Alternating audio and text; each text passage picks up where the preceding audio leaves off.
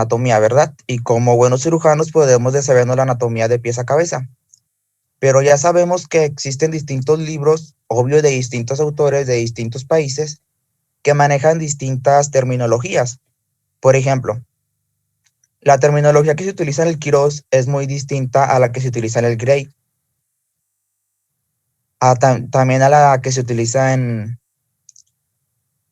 el que está en la parte de arriba, que son los 4 tomos, a la que se utiliza en el Atarjet.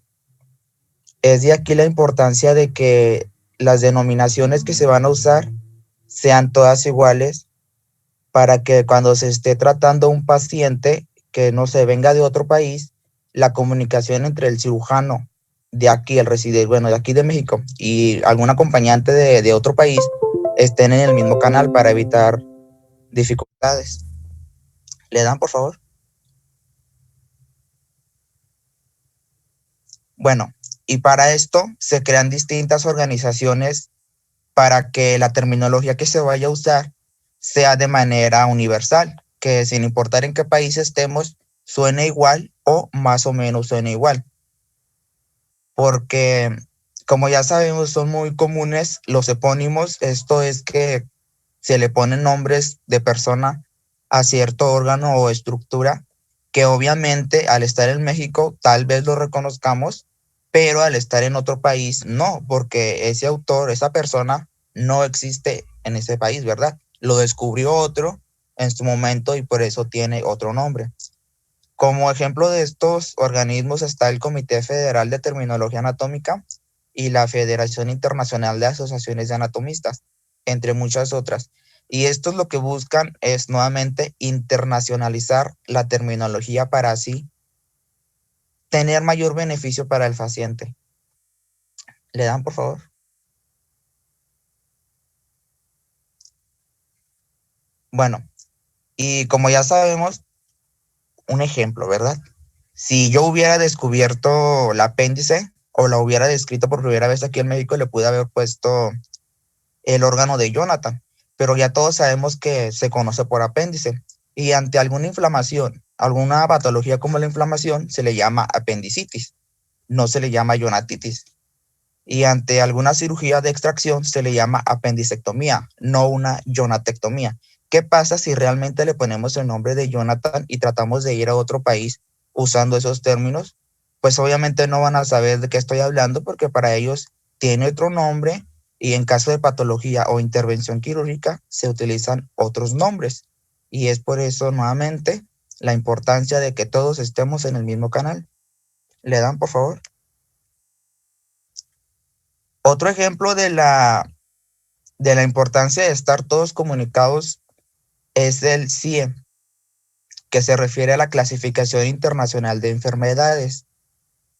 Este es un conjunto, es un conglomerado, una recaudación enorme de muchísimas enfermedades, patologías, tratamientos y medicamentos que se utilizan, pero este se utiliza a nivel mundial.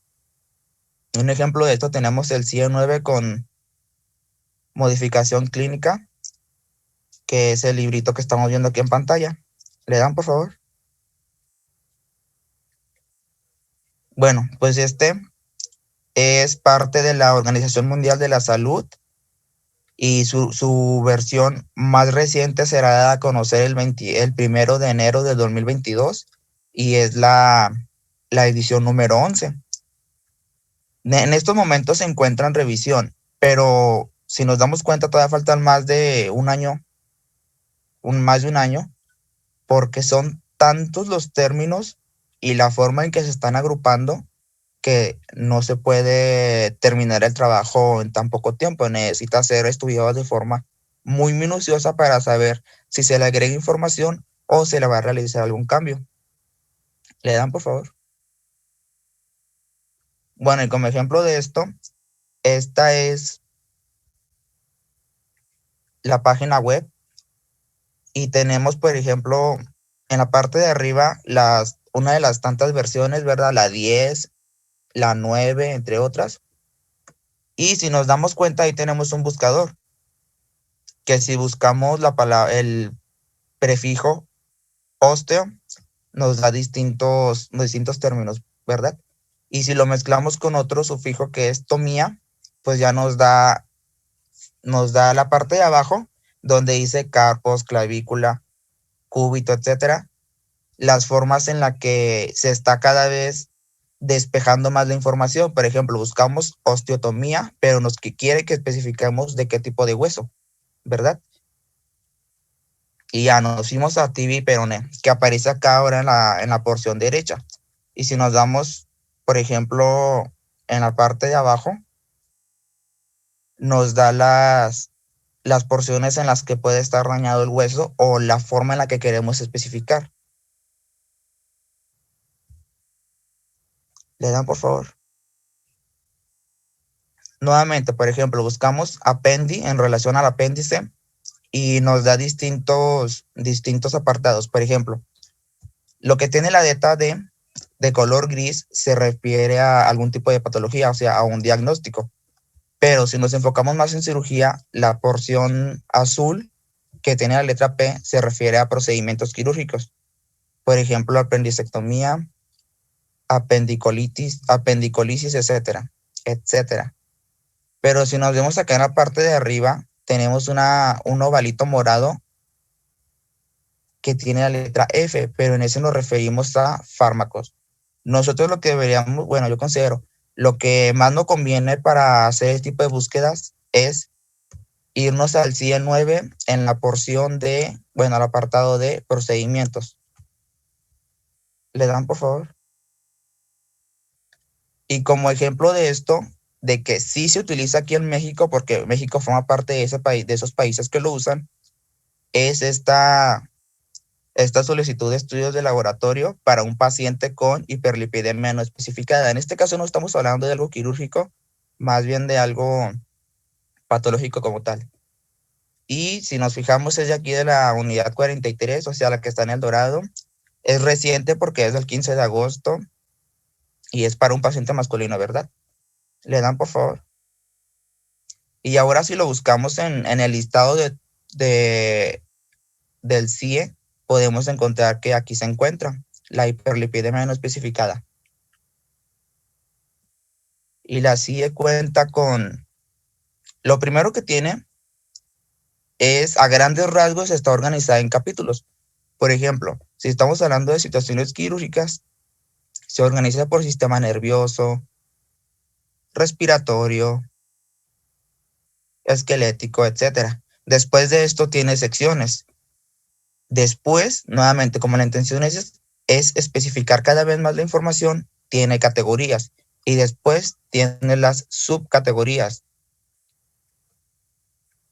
como por ejemplo, en carencia de lipoproteínas, pues aquí ya nos pide que especifiquemos de cuál, ¿verdad?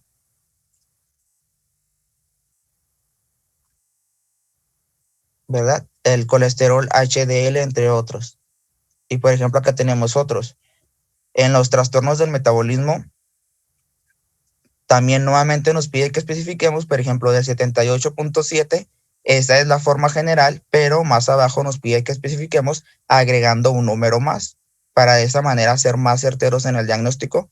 Y también esto se utiliza para crear estadísticas a nivel mundial para saber, ya ven que existe la OMS y que se encarga de saber qué enfermedades van a ser, entre comillas, erradicadas o se les va a prestar mayor atención. Bueno, pues gracias a las estadísticas que se generan es que se puede llevar a cabo esa administración monetaria. Y sería todo de mi parte, compañeros.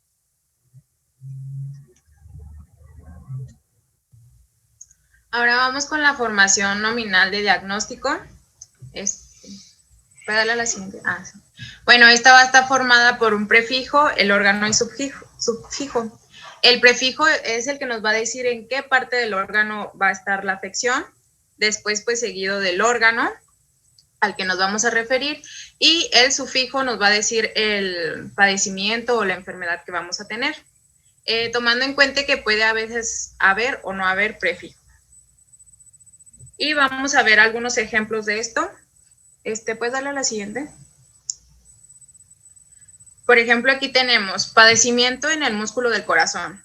¿Dónde lo tenemos? En el músculo. ¿Y cómo se dice músculo? Mío. ¿En qué órgano? Pues en el corazón, que sería cardio, y pues vamos a tener padecimiento, que se dice patía. Entonces ya junto todo esto sería miocardiopatía. Dale otro. Y pues ahí lo tenemos. Después vamos a tener, este sí aparece todo. Bueno, vamos a tener infección del revestimiento interior del corazón. ¿Dónde lo vamos a tener? En el interior. Es por eso que ponemos endo. ¿Dónde? En el corazón, cardio. Y que vamos a tener una infección, itis, endocarditis. Dale al siguiente. Y bueno, por ejemplo, aquí también vamos a tener hernia en el hígado, que hernia pues es cele, y pues ya todo junto sería hepatocele. Cele también es como quiste.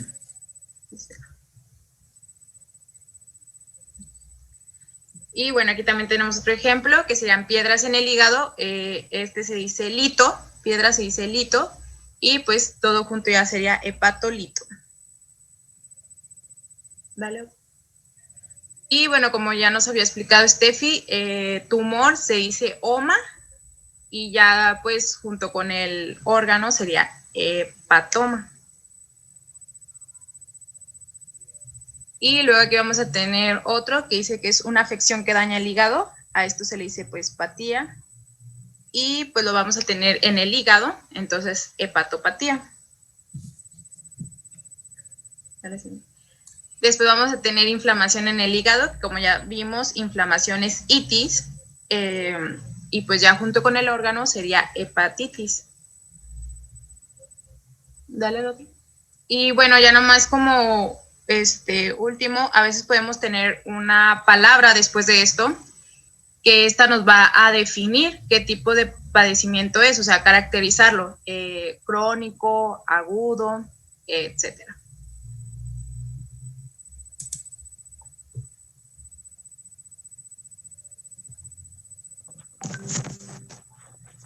Bueno, vamos a continuar con la nomenclatura de intervenciones quirúrgicas y vamos a tener que, para nombrar una intervención, vamos a tener que juntar dos componentes, que pues es la raíz y el prefijo o el sufijo. La raíz nos va a indicar el órgano en el que se va a operar, o bueno, más bien el lugar anatómico, porque puede ser una cavidad, una región o un órgano. Y el prefijo o el sufijo van a ser derivados del griego o el latín y van a describir la maniobra con la que se va a ejecutar. ¿Le das? Así también una operación puede tener un nombre propio que se le alude a su creador. Dale. Bueno, tenemos el primer ejemplo, que es tomía, del griego tome. Significa incisión, división, sección o corte. Se usa para señalar pues que se hace un corte en algún órgano o en alguna región. Tenemos como ejemplo la parotomía, que es apertura del abdomen, toracotomía, apertura del tórax, craniotomía, y después siguen de órganos, por ejemplo gastrotomía, que es del estómago, flebotomía, que es de una vena, o traqueotomía de la tráquea.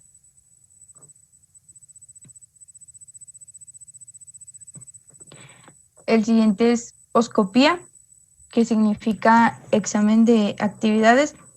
Esto se refiere a cuando se va a realizar una observación de alguna cavidad mediante el uso de instrumental óptico. Tenemos como ejemplo gastroscopía y laparoscopía, que gastroscopía es exploración del estómago y laparoscopía de órganos pélvicos. Estoma, del griego stoma, que significa boca o abocar. Pues significa aproximar un órgano con otro o a la piel. Tenemos como ejemplo gastrostomía, el estómago, traqueostomía, la tráquea, colostomía, el colon, y cistostomía, la vejiga, y hilostomía, el ilion.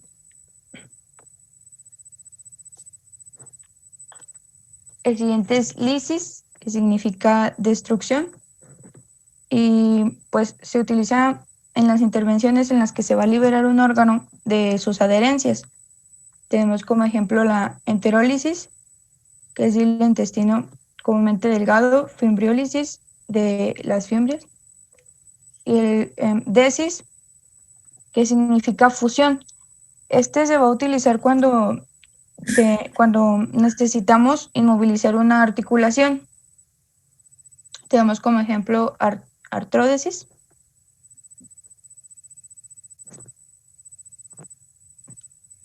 El siguiente ejemplo es rafia, que del griego, no sé pronunciar eso, pero ahí se los puse. Significa sutura, tomado o costura.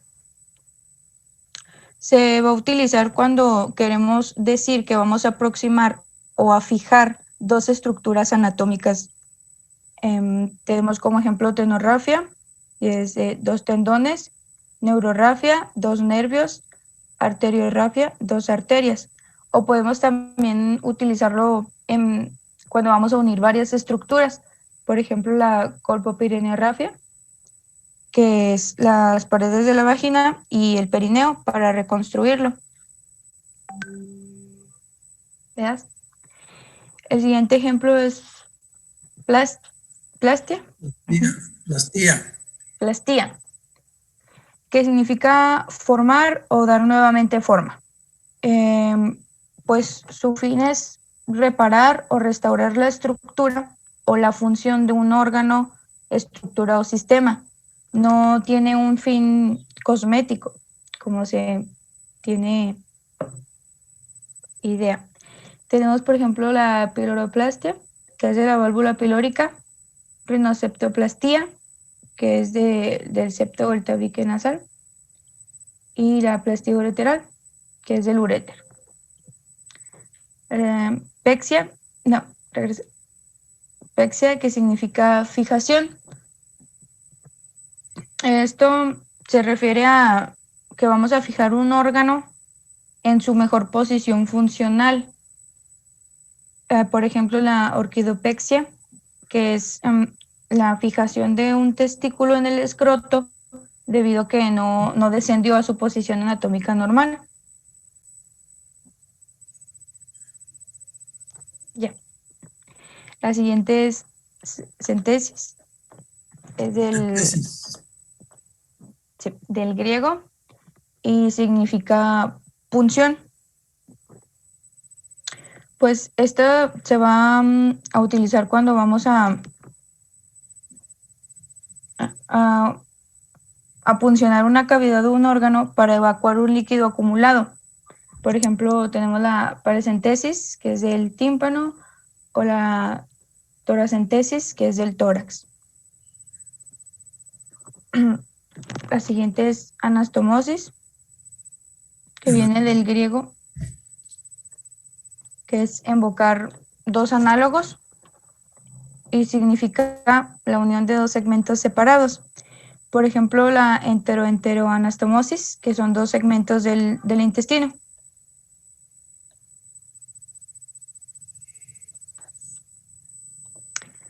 Aplicatura viene del latín plica y significa sobrecerrado. Este lo vamos a utilizar cuando necesitamos reducir el volumen de algún órgano y se hace mediante pliegues en la pared de como tenemos aquí en la imagen. Y pues como ejemplo la gastroplicación o plicatura del estómago.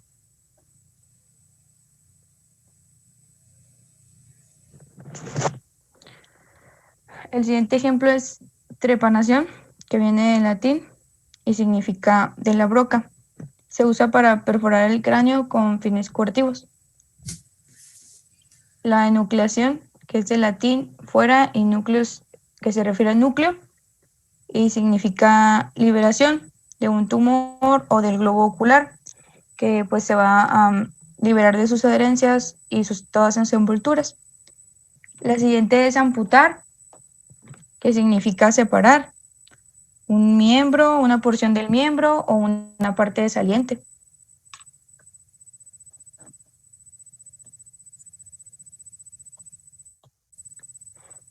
La biopsia, que viene del griego bio y opsis, significa visión. Se usa para el examen de tejidos vivos o tomando una porción de este y observándolo al microscopio. Y pues la necropsia es lo mismo, solo que en tejidos muertos. La punción viene del latín y se refiere al acto de introducir un objeto de extremo agudo como una aguja en una cavidad para fines distintos, como la evacuación de un absceso o para abordar como abordaje quirúrgico de alguna cavidad.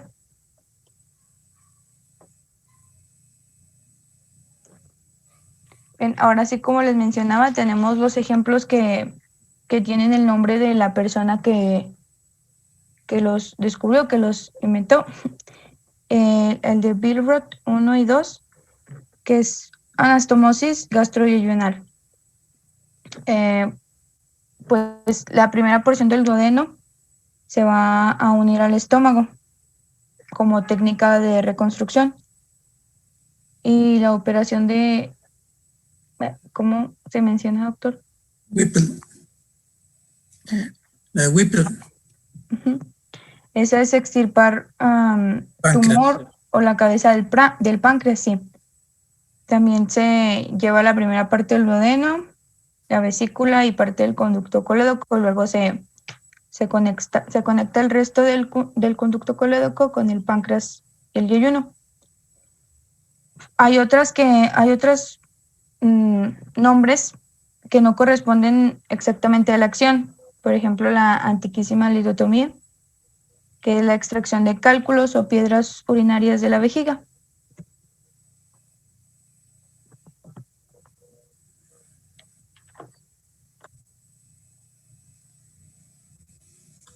Bueno, continuando con el tema, vamos a hablar sobre la construcción de operaciones y el diagnóstico en ejercicio.